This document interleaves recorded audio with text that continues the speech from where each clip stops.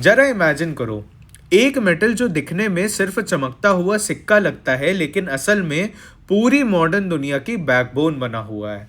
आज सिल्वर सिर्फ पैसा नहीं रहा, आज सिल्वर इंडस्ट्रियल वेपन बन चुका है। और आज हम समझेंगे कि silver isn't just money, it's an industrial weapon. और वीडियो के एंड तक तुम्हारा सिल्वर को देखने का नज़रिया पूरी तरह बदल जाएगा। देखो, जब भी सिल्वर का नाम आता है लोग सीधा ज्वेलरी, कॉइन्स या इन्वेस्टमेंट पे चले जाते हैं, लेकिन यहीं पे मैक्सिमम लोग एक बड़ी चीज़ मिस कर देते हैं, क्योंकि पिछले कुछ सालों में सिल्वर क्वाइटली एक ऐसी जगह घुस चुका है जहाँ पे निकलना ऑलमोस्ट इम्पॉसिबल है, टेक्नोलॉजी और ग्रीन एनर्जी के कोर में।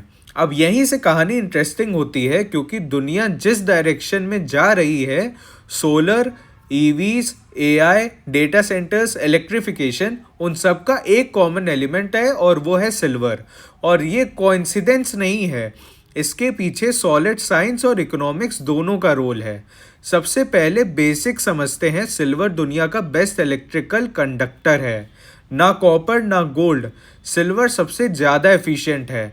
इसके साथ ही सिल्वर हीट को अच्छे से हैंडल करता है और बैक्टीरिया को भी नेचुरली किल करता है। इसीलिए सिल्वर सिर्फ वायर्स में नहीं, मेडिकल डिवाइसेस, इलेक्ट्रॉनिक्स और हाई प्रेसिजन टेक में भी यूज़ होता है। और ये क्वालिटीज़ आज भी फुल्ली रिप्लेस नहीं हो पाई हैं। और जब ये क्लियर हो गया कि सिल्वर यूनिक क्यों है, तो चलो देखते हैं आज सिल्वर का सबसे ज़्यादा यूज़ कहाँ हो रहा है। सबसे पहले आता है सोलर एनर्जी। हर सोलर पैनल में सिल्वर पेस्ट होता है। जितना ज़्यादा सोलर इंस्टॉल होगा उतना ज़्यादा सिल्वर परमानेंटली सिस्टम में लॉक हो जाएगा। उसके बाद आते हैं electric vehicles. EVs normal petrol cars से के कंपैरिजन में काफ़ी ज़्यादा सिल्वर पर कंज्यूम करती हैं। Battery systems, power electronics, sensors सब जगह। और तीसरा साइलेंट मॉन्स्टर है इलेक्ट्रॉनिक्स और data centres. AI, cloud, 5G, semiconductors, ये सब सिल्वर के बिना फंक्शन ही नहीं कर सकते। अब थोड़ा नंबर से समझते हैं। रीसेंट डेटा के अकॉर्डिंग सिर्फ सिल्वर इंडस्ट्री ने ही एक साल में nearly 200 million ounces silver consume किया। सोचो, ये सिल्वर वापस मार्केट में आने वाला नहीं है, ये परमानेंटली इंफ्रास्ट्रक्चर का हिस्सा बन चुका है। यहीं से सप्लाई डिमांड का प्रेशर क्रिएट होता है। और अब आता है सबसे डेंजरस पार्ट, और वो है सप्लाई। सिल्वर का मेजर प्रोडक्शन डायरेक्ट माइनिंग से नहीं होता। ज़्यादातर सिल्वर लेड, जिंक और कॉपर माइनिंग का बाय प्रोडक्ट होता है। मतलब अगर बेस मेटल स्लो हुए तो सिल्वर की सप्लाई ऑटोमेटिकली टाइट हो जाती है। और जब डिमांड ऊपर जा रही हो और सप्लाई कंट्रोल में ना हो तो इम्बैलेंस क्रिएट होता है। इसी वजह से पिछले कुछ सालों से सिल्वर मार्केट में स्ट्रक्चरल डेफिसिट दिख रहा है। और अब यहीं से सिल्वर इंडस्ट्रियल वेपन बन जाता है। वेपन का मतलब बंदूक नहीं होता, वेपन का मतलब होता है लेवरेज। अगर सिल्वर टाइट होता है तो सोलर पैनल्स महंगे होते हैं, ईवी रोल आउट स्लो होता है और ग्रीन ट्रांजिशन का पूरा मैथ बिगड़ जाता है।